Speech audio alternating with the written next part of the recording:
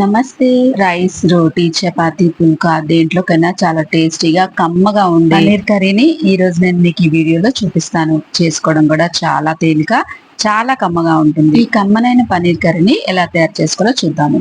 ముందుగా 200 గ్రాములు పన్నీర్ తీసుకొని ఇలా పెద్ద ముక్కలుగా కట్ చేసుకోవాలి. ఒక మిక్సర్ జార్ లోకి మీడియం సైజున 4 టమాటాలని పెద్ద ముక్కలుగా కట్ చేసుకొని వేసుకోండి. అలాగే 2 మీడియం సైజున ఉల్లిపాయల్ని ఫ్రై చేసుకొని అవి కూడా మిక్సర్ లోకి వేసుకోండి.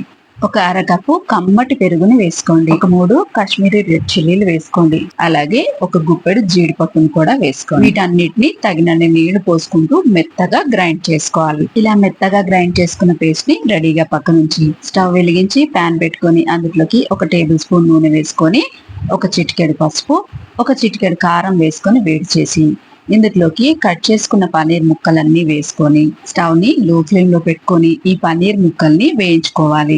చూడండి, పన్నీర్ ముక్కలు ఇలా మంచిగా కలర్ రాగానే వీటన్నిటిని కూడా తీసేసి పక్కన ఉంచండి.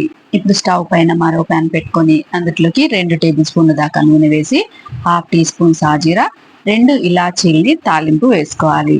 తాలింపు చిటపట్లాడగానే ఇందులోకి ముందుగా రుబ్బి పెట్టుకున్న పేస్ట్ అంతా కూడా వేసేసుకోవాలి.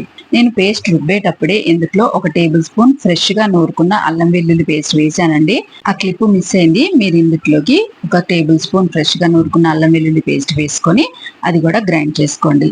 ఇలా పేస్ట్ అంతా వేసుకున్న తర్వాత ఇందులోకి 1/2 కప్పు నీళ్ళను కూడా పోసుకొని ఒకసారి ఇదంతా కలిసేలాగా కలుపుకొని మీ రుచికి సరిపడా కారం, అలాగే 1 టేబుల్ స్పూన్ ధనియాల పొడి, 1/2 టీ స్పూన్ జీలకర్ర పొడి, 1 టేబుల్ స్పూన్ ఉప్పు, అలాగే 1/2 టీ స్పూన్ గరం మసాలా వేసుకొని కలుపుకోవాలి. స్టవ్ ని లో ఫ్లేమ్ లో పెట్టుకొని మూత పెట్టేసి ఒక 5 నిమిషాలు ఈ మసాలాల్ని మగ్గనివ్వండి.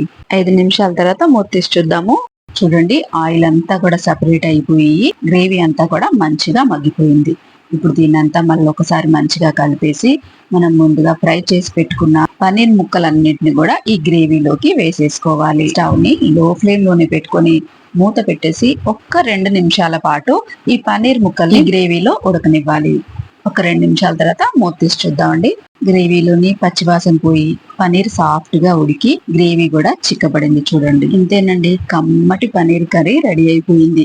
గ్రేవీ కన్సిస్టెన్సీ చూడండి ఇలా ఉండాలి. కర్రీ చేయడానికి నాకు కేవలం 15 నుంచి 20 నిమిషాలు మాత్రమే టైం పట్టింది. ఇప్పుడు ఇందులోకి పైనుంచి ఒక 4-5 పచ్చిమిర్చి, సన్నగా కట్ చేసుకున్న కొత్తిమీర, అలాగే 1 స్పూను కసూరి మేతిని కూడా ఇలా నలిపి వేసేసుకొని ఇదంతా కలిసేలాగా ఒకసారి మంచిగా కలిపేసుకున్నామంటే పన్నీర్ గ్రేవీ కర్రీ రెడీ అయిపోయింది.